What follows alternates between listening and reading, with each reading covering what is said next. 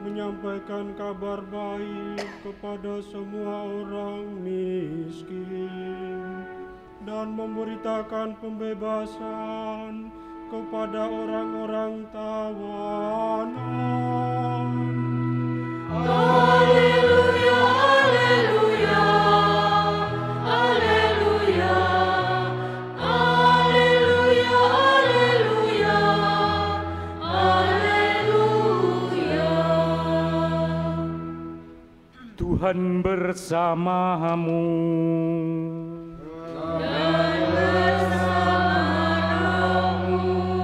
Inilah Injil suci menurut Santo Lukas.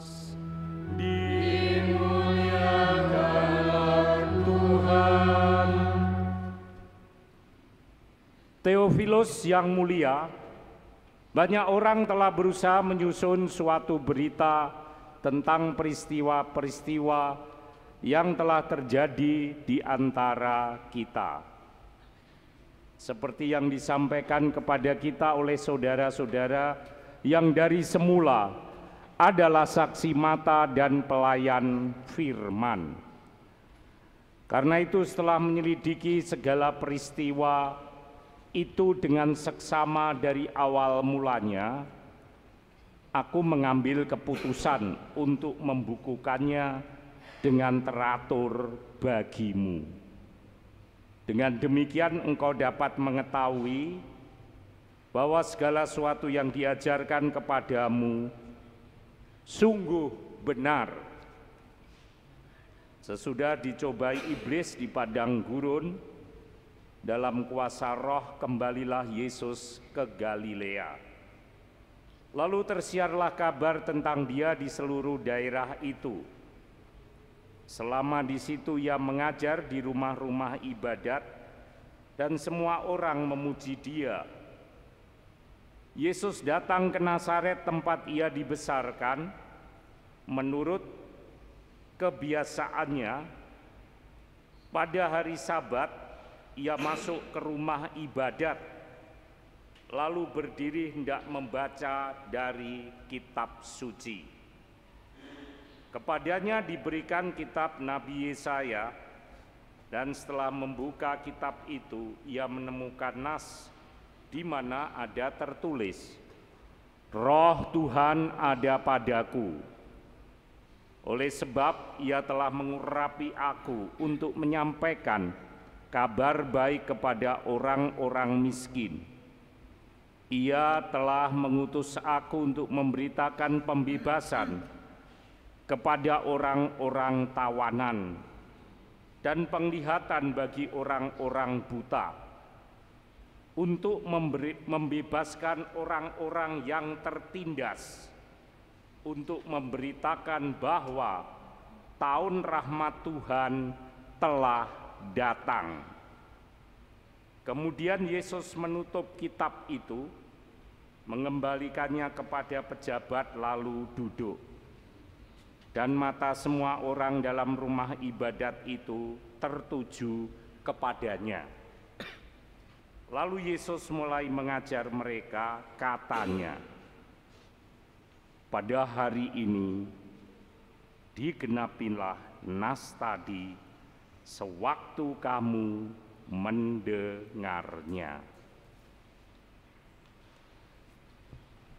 Demikianlah sabda Tuhan. Terpujilah Kristus.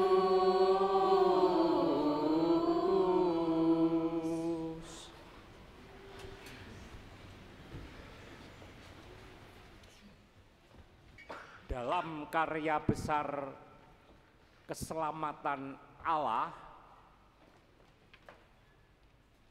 segala sesuatu telah dinubuatkan.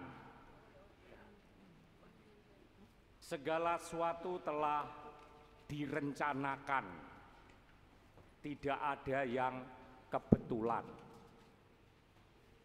Makanya saudara-saudara, sering kalau kita bertemu orang, ya, sadar atau tidak ketika kita bertemu, oh kebetulan kita bertemu. Nggak ada kebetulan itu. Semua sudah direncanakan. Kita lebih mudah untuk mengalami atau menyampaikan sesuatu dari segala sesuatu yang tidak terencana. Memang Anda ketemu seseorang itu tidak ada yang merencanakan. Anda sendiri juga tidak berencana. Tapi semua itu telah dirancang oleh Dia. Karena itu saudara-saudara, kita perlu menempatkan dalam karya besar keselamatan apa yang perlu menjadi pegangan kita. Karena ini menyangkut keselamatan, bukan sekedar ya itu terjadi tanpa ada disusun dulu lalu kemudian selesai, begitu tidak.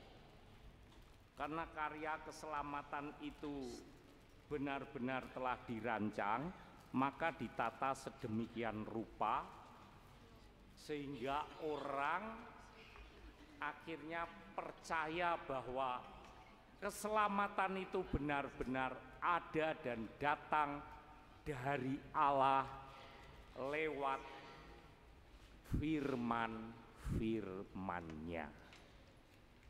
Baik itu umat perjanjian lama maupun umat perjanjian baru, semua itu dipastikan lewat firman.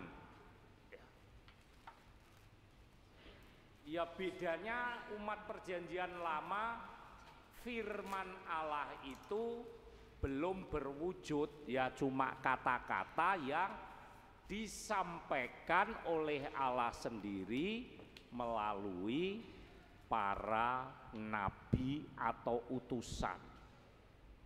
Karena itu para nabi atau utusan itu yang memilih dan menetapkan adalah Allah sendiri.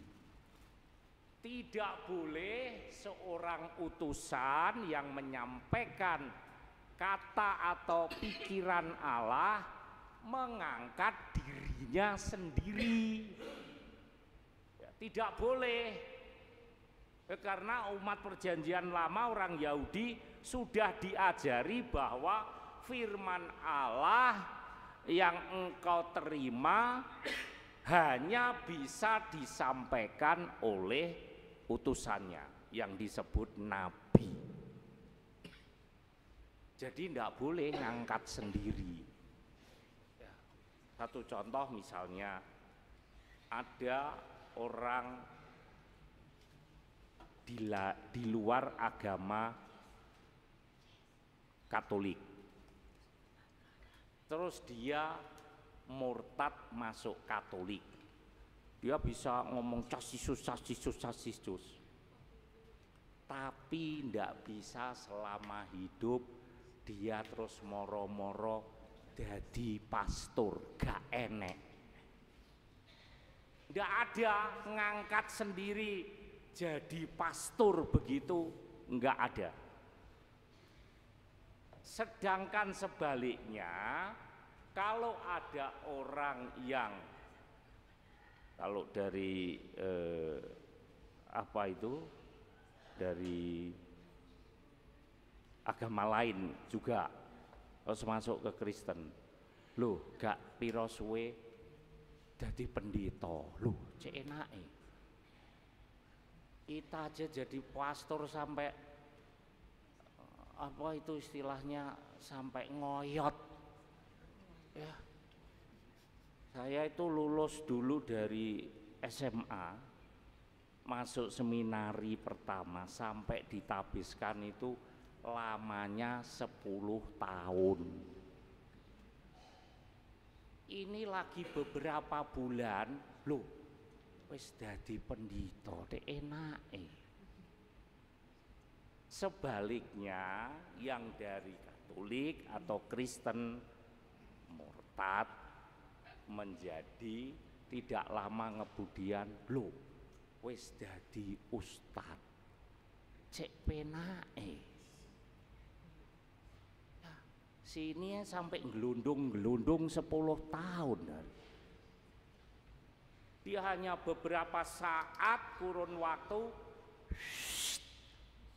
jadi orang yang ya tokoh di dalam agama. Tidak bisa, karena itu tidak bisa mengangkat dirinya sendiri. Maka kalau ada orang yang mengangkat dirinya sebagai utusan atau nabi, pasti ditolak oleh orang Yahudi. Tidak ada. Lebih ketat lagi, kau juga harus berasal dari Yahudi. Di luar Yahudi kau ngaku-ngaku nabi, no, kami tidak percaya. Meskipun mungkin ketika dia mengatakan itu disertai, dibumbui dengan apalah ya, kalau sekarang bukan mukjizat ya, sulapan tahu sulapan ya, yang orang diem ini, bu salibu koko beluk dem keluar burung merpati gitu ya, ndak ada ya, harus ada orang Yahudi dulu enggak, kalau ndak no, skip ya. Kau bisa buat bukan sulapan, kau bisa bernubuat apa tidak, enggak bisa, skip. Kau bisa membuat mukjizat apa enggak bisa, skip. Loh, 3 loh. 3 ini salah satu kita enggak memenuhi, kalau sampai kiamat kamu enggak bisa jadi nabi atau utusan itu tadi. Ya. Betapa beratnya itu, karena apa? Ini menyangkut karya keselamatan manusia seluruhnya. Jadi enggak apa ya, jangan dianggap sepele ini. Karya penyelamatan Allah, misi ini jangan dianggap sepele. Bahkan dikatakan dalam firman, kau tidak bisa beroleh keselamatan kalau hanya mengandalkan pahala. Tidak ada. Pahala itu sama saja dengan perbuatan baik. Kamu buat baik dapat pahala. Tidak berbuat baik kau dapat istilahnya apa ya, laknat atau siksa kubur. Gereja Katolik tidak mengenal siksa kubur, gak enek ya. Karena apa? Siksa kubur itu hanya ada di dalam ajaran di luar gereja atau di dalam film. Oh, dapat siksa kubur itu ya. Siksa kubur itu contohnya gimana?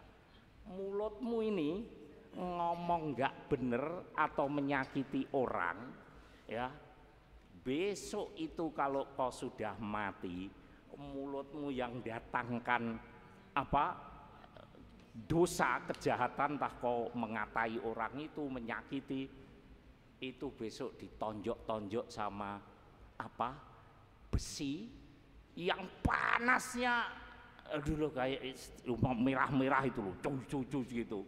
Ini yang bikin dosa ini ya, dijojoh jos. Sakit ndak? Besi panas loh ini. Ora panas saya lorone setengah mati. Kalau ndak percaya Anda ambil besi sedikit gini kan, nanti kan sakit. Apalagi dikasih api yang menyala-nyala. Lalu apa? Tidak cukup jojo-jojo situ selesai, enggak, hancur mulutmu, tapi nanti dikumpulkan lagi mulutmu utuh. Wah, sudah balik, tapi jangan lupa dijojoh lagi. Itu namanya siksa kubur sepanjang segala abad begitu. Nah, itu namanya siksa kubur. Gereja Katolik tidak ada kenal siksa kubur, tidak ada. Sehingga Tuhan dianggap sampai menakutkan, sehingga kalau kita salah dihukum, kalau kita mentaati dapat pahala. Tidak ada, ya. Karena itu firman-firman yang disampaikan ini menjadi hal yang paling krusial. Karena itu di dalam gereja Katolik, keselamatan pertama-tama diperoleh lewat firman Tuhan yang tertulis di dalam kitab suci. Wes, kamu mau percaya atau tidak, up to you, terserah. Karena menurut catatan Lukas yang menulis Injil Yesus, dikatakan bahwa aku telah menyusun, ya, aku telah menyusun. Dia menulis diperuntukkan Theophilus, ya. Berusaha banyak orang menyusun suatu berita tentang peristiwa yang telah terjadi di antara kita, seperti yang disampaikan kepada kita oleh saudara-saudara yang dari semula adalah saksi mata dan pelayan firman. Lalu Lukas ini menyelidiki, mengumpulkan data, ya, secara ilmiah, secara sains, ya. Lalu dia mengambil keputusan bahwa aku akan membukukannya dengan teratur bagimu, supaya firman itu benar-benar yang kau dengar itu, yang kau imani, karena kita tidak pernah hidup sejaman dengan Yesus, tetapi mengimani berdasarkan kesaksian atau saksi mata dari pelayan-pelayan firman, bahwa segala sesuatu yang diajarkan kepadamu ini penting, sungguh benar.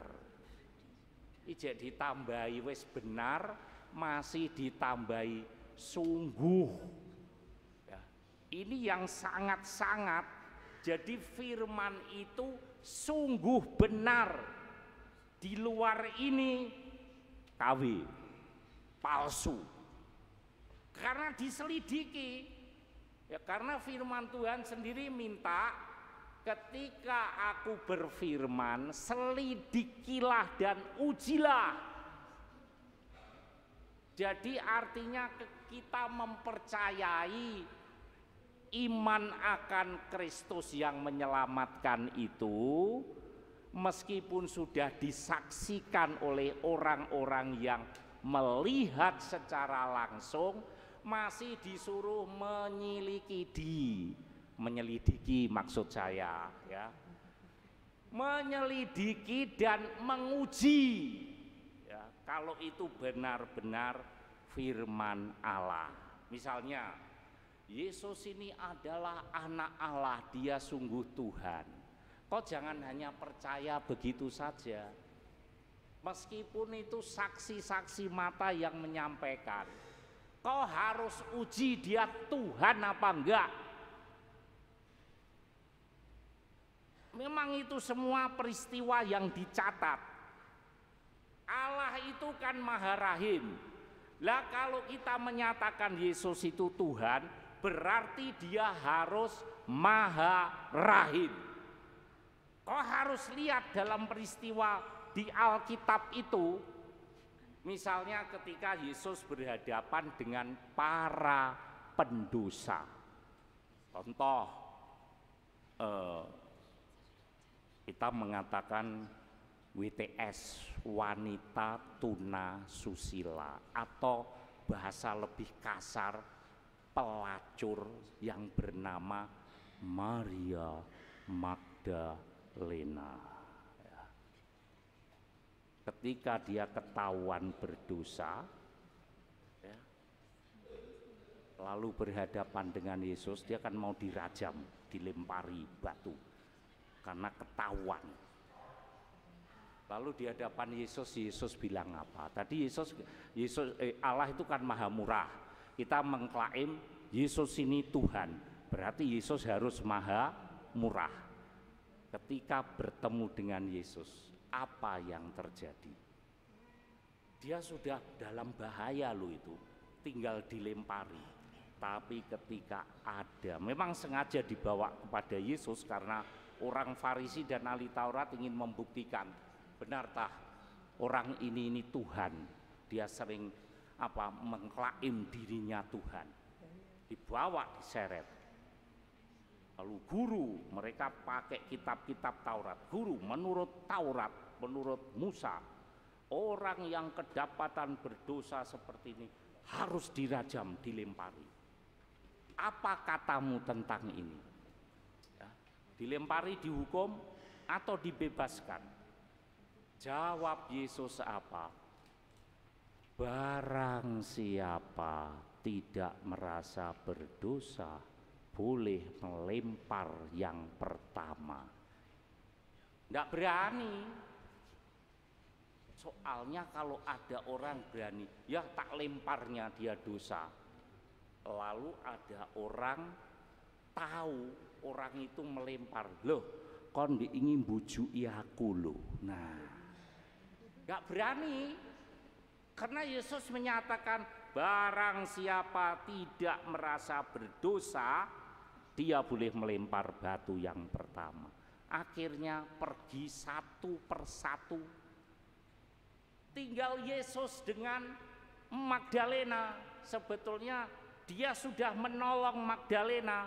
Sebenarnya dia kalau mau cari untung bisa loh. Misalnya kan sudah nggak ada siapa-siapa, ono wis tak tolong loh, pijetono po aku, iso ae, siapa bilang nggak bisa. Dia mau ambil untung, tapi karena dia rahim, nggak ada sangkut pautnya dengan jasa ketika melayani. Apalagi engkau kan untuk pendapatan yo, kayak dong, wes lah 5% naik, gak ada Yesus gitu. Itu rak kita. Ya. Lalu apa? Tidak ada yang menghukum engkau, tidak ada guru. Aku pun tidak menghukum engkau. Pergi dan jangan berbuat dosa lagi. Menunjukkan Yesus. Dia penuh kerahiman atau belas kasih? Nah, tuh buktinya. Bukan lagi Allah yang salah dihukum, tidak mau baca firman digebuki. Karena itu kita tidak pernah diajari untuk menghafalkan firman. Makanya orang Katolik lemah. Kalau sudah ditanya soal firman, yang metu double L, lola lolo ya. Karena memang kita tidak disuruh menghafalkan firman, tapi disuruh mengerti. Ya kalau kita punya kemampuan menghafal sangat membantu, tapi hafal belum tentu mengerti, apalagi kalau ditulis dengan bahasa aslinya. Misalnya ya, di dalam Alkitab ditulis bahasa aslinya, terus dibaca orang Indonesia. Suatu hari Yesus pergi ke suatu kota, lalu dia bertemu dengan Cikuriuk. Anda ngerti apa enggak? Hah? Cikuriuk ini apa? Anda bingung toh? Bahasa aslinya seperti itu. Kira-kira malah pusing apa enggak Anda? Pusing. Harus harus diterjemahkan. Memang kadang-kadang terjemahan tidak selalu mewakili, tapi itulah yang terjadi. Jadi di sini kita melihat firman itu benar. Keselamatan datang pertama-tama lewat firman Allah yang benar. Karena itu dalam ibadat kita disuruh untuk pertama-tama datang mensyukuri. Anda datang ke gereja ini, saya tanya, Anda bersyukur apa enggak? Nah, Anda bersyukur atas apa? Hah? Loh, tadi jawab buanter bersyukur. Saya tanya, bersyukur atas apa? Hah? Apa iki jawab kayak wang kabeh. Bersyukur untuk apa? Bersyukur atas apa Anda datang ke ibadah Ekaristi? Bingung. Tadi jawab buanter bersyukur, tak tanyai bersyukur atas apa? Meneng kabeh. Bersyukur karena saya bisu Romo. No. Karena sudah dikasih rezeki sama Tuhan. Karena aku bisa datang ke gereja, tidak salah. Tapi saya sudah mengatakan, keselamatan datang pertama-tama lewat apa? Firman Allah. Ya. Karena itu kita bersyukur atas firman. Buktinya apa Romo? Bukan karena itu semua, ketika firman dibacakan, tadi dibacakan sama lektor itu loh, demikianlah sabda Tuhan. Anda jawab apa? Syukur. Berarti bersyukur atas firman. Karena itu yang menyelamatkan. Bukan karena saya sudah diberi rezeki pastor, emang rezekimu bisa menyelamatkan Anda. Kau punya mobil 10 mahal semua, kalau you mati bisa menyelamatkan Anda? Bisa enggak? Enggak bisa. Kau bawa aja enggak bisa. Ketika kau mati emang mobilmu 10 ngikuti. Bawa pentilnya aja nggak bisa kok. Pentil itu yang untuk tutup itu loh. Emang ada mayat kalau mati membawa pentilnya mobil? Nggak ada lah ya. Jadi lebih baik kau bersyukur atas firman Allah. Karena itu siapkan hatimu ketika kita ibadah itu bukan untuk atas kebaikan Tuhan, tapi Tuhan masih terus sampai hari ini memberitakan firman-Nya. Karena itu di dalam Ekaristi kita ada 2 meja atau altar. Pertama meja sabda di sini, yang kedua diwujudkan dalam mimbar altar, meja kurban. Wes cuma itu kita, lain-lain aksesoris. Karena itu mari Bapak Ibu, kalau kita ingin beroleh keselamatan, ya maknai, dengarkan dan mengertilah akan firman supaya Anda beroleh keselamatan. Firman telah menjadi manusia Yesus, dan barang siapa percaya pada firman yang telah menjadi manusia dalam diri Yesus, dia akan beroleh hidup yang kekal. Semoga kita semakin mengenal dan tekun untuk bergaul dengan firman-firman Tuhan yang tertulis dalam kitab suci atau Injil. Tuhan memberkati. Amin. Mari Bapak Ibu, saudara-saudara terkasih, kita tanggapi kebenaran firman